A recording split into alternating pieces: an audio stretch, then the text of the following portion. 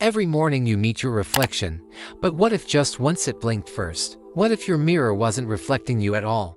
What if it was showing a parallel version of you?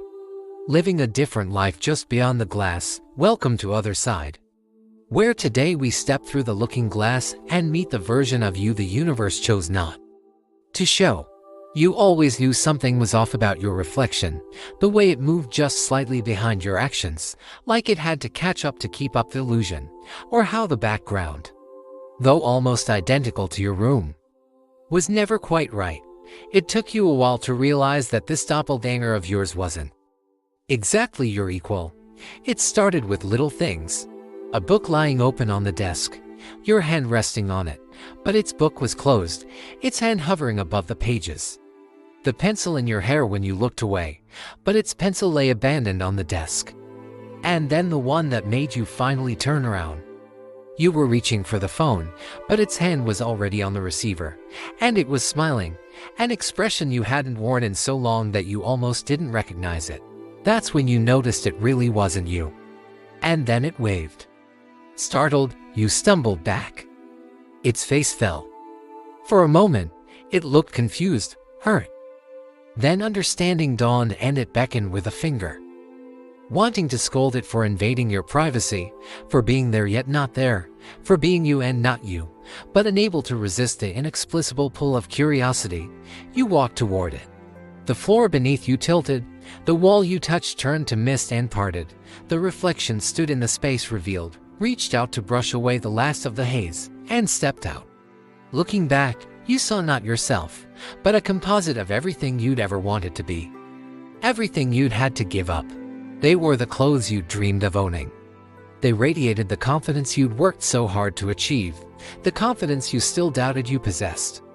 They even resembled the person you'd been before shyness had taken hold, before life circumstances had forced you to change. And they smiled, that same smile you used to wear, and held out a hand to you, asking you to take it, to leave your life and join theirs. You hesitated, afraid. Who were they? Why were they you, but not you? Did they have answers? Desperate to understand, you reached out, took their hand, and together you stepped into their world. A heartbeat later, you were outside, standing in the exact spot you'd been a moment ago, but now the scenery was different. The buildings were taller, the streets busier. Everything seemed richer, louder, more vibrant. This was the life you would have had, the one you'd chosen not to pursue. But it wasn't all sunshine and city lights. Their world felt empty, somehow. Despite the crowds bustling by, faces blurring into one another, no one acknowledged you. No one so much as glanced at you, not even acknowledging your presence, as if you were a ghost haunting the streets you used to frequent. And then you saw them. People you recognized, friends you'd lost touch with, acquaintances you'd brushed past in the hall. All of them looked at you strangely, almost accusatorially, as if waiting for you to apologize for not being them. Confused, you turned back to their house, apartment, wherever this place was. It was grander than you remembered, but somehow colder. There was no sign of life until you saw it again, the reflection you'd followed. Now it leaned against the door frame, arms crossed, observing you, and then it gestured inside. You entered cautiously, dreading what you might find, and perhaps who. They sat on the sofa, leaning back. They were comfortable in a way you hadn't allowed yourself to be in years. Were they happy? Could they even remember happiness? You wanted to ask, but instead found yourself sitting down, wanting to absorb the atmosphere, to piece together this puzzle of memories and missed opportunities. That's when they spoke.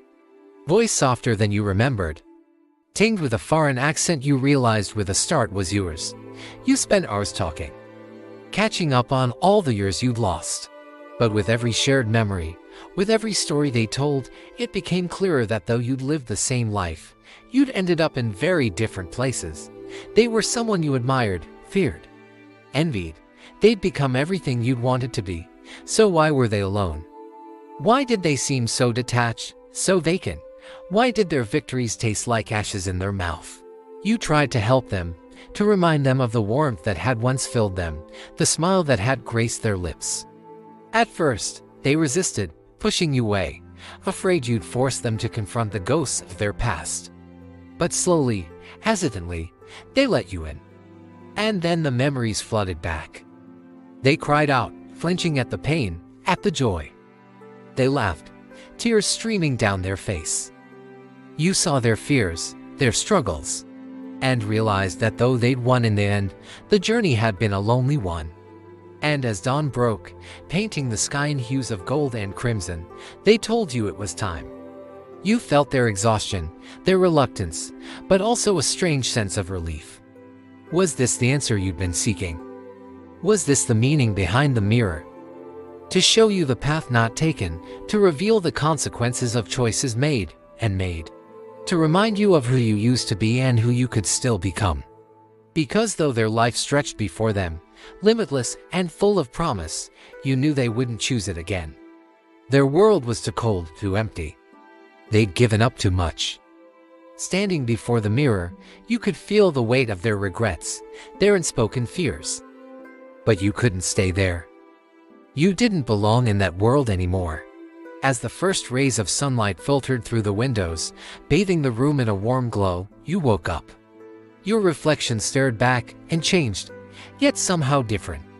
You saw the girl you once were, the woman you were becoming, and you saw a glimmer of the person you could be. Your mirror is no longer a passive pain, it's a portal. One that asks not just who you are, but who you could be.